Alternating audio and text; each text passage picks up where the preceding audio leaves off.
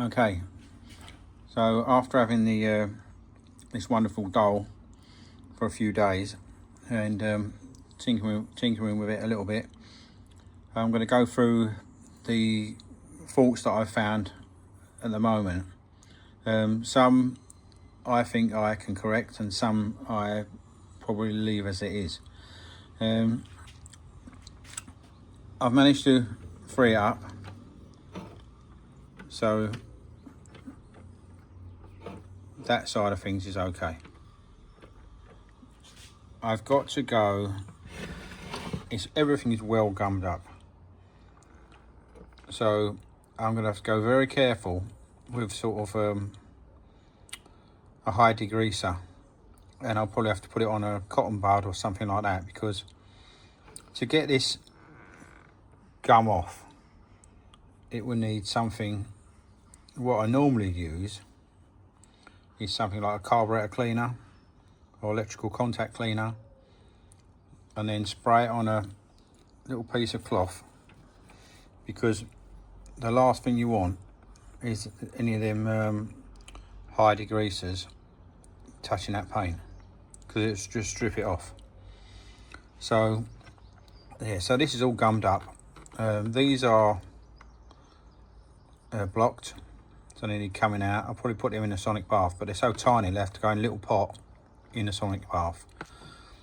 So you know, a lot of going up.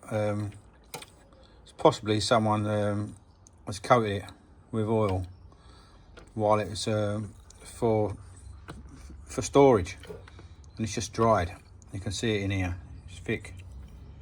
But my attention this last few days has been to free it up, because it was the same in the cylinders. Yeah, I've managed to do that okay, because you can take these. I didn't want to strip it down too much. I took these ends off, and you can spray in the bores. I didn't spray a carb cleaner in there, but I did spray the this penetrating oil, and that's not as bad as a carb cleaner for how vicious it is. So I managed to free that up. I haven't got any degreasers on any of the paintwork. That's only had soapy water. Another thing I've noticed, so what I've done at the moment, I've disconnected the water pump from this con rod. And the reason I've done that is because when I managed to get it turning over, this is loose. So you can see doing all that. So there's a nut. There's a nut at the back of this, which is difficult to get at. I'm going to have to take the whole base off, because I can't get in there with a little spanner to tighten it up. Once that's tightened up, I'll reconnect this, because it goes up and down all right. It's free. I've managed to free it out. But what happens is, when this is rotating, it's doing that, and you keep doing that, it's just going to break. I managed to straighten this a tiny bit. Still got quite a kink in it. But I managed to straighten it a tiny bit, and remains to be seen whether any water will actually go through that. But I don't know.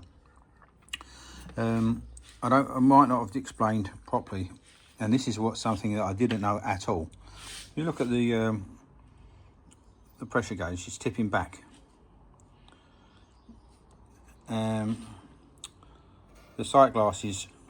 So what's happened in the past? It looks like to me it's been dropped or bumped into something, because this pipe's bent. Pressure gauge is tipping back, and it's very difficult to see. But what's happened is it's had a proper clump.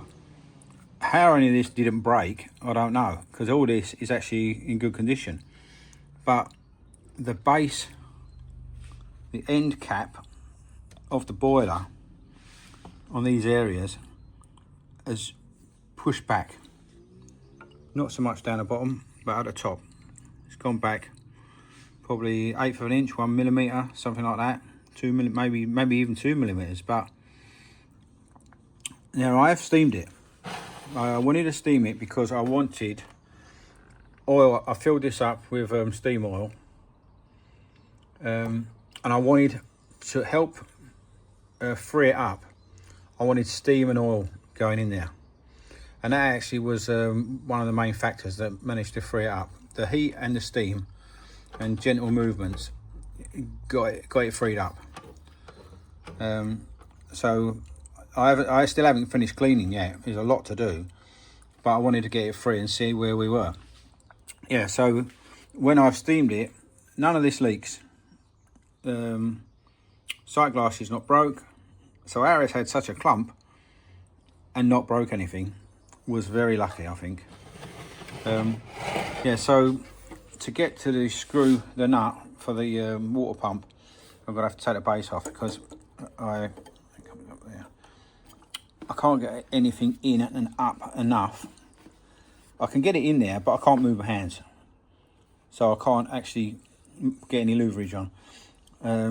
Luckily enough, this base is such a heavy base. Instead of like the smaller models having a screw and a nut on the other side, these screws are all tapped into this base. There's no nut on the other side. No, they're just tapped into the base. There's a bit of rust remover on there. I'll just put some rust remover on it that'll kill the rust. And then not sure what to do about it after that, but it still needs.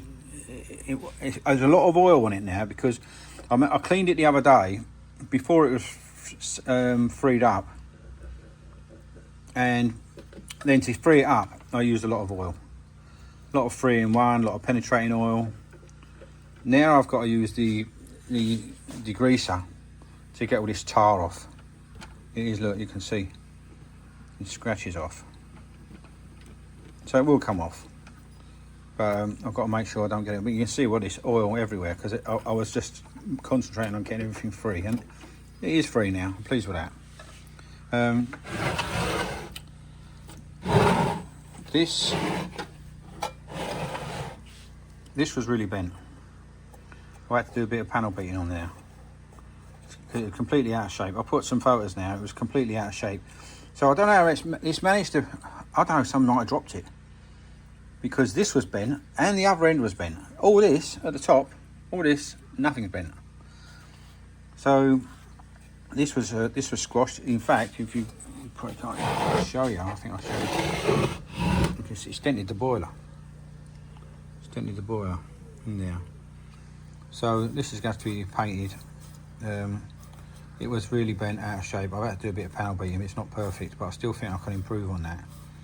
But it's in there, and once the chimney's here, it will support the chimney in its correct position. Yeah, so this is an update on faults that I've found. I say some I can correct with the cleaning and the oil. I can't do much with the flywheels. Shame, really. There's a lot of rust on here. I can get the rust off, but the plating's gone. A lot of the plating's gone. You can see there's rusters. So I'll be able to get it up better than that. I mean, there was one little patch. See this little, you can see a difference there. The difference from here to here. So I'll just put a bit of water salt on that just to see what I could do. And that cleaned it up better than this. But we're never going to get it perfect because it's just rusty and the plating's gone. So yeah, update anyway. I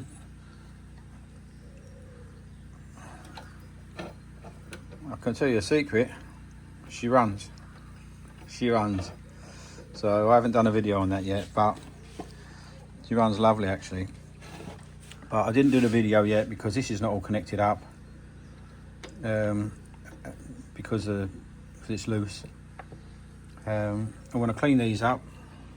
These will probably clean up. No leaks. No leaks. I've had to put a little.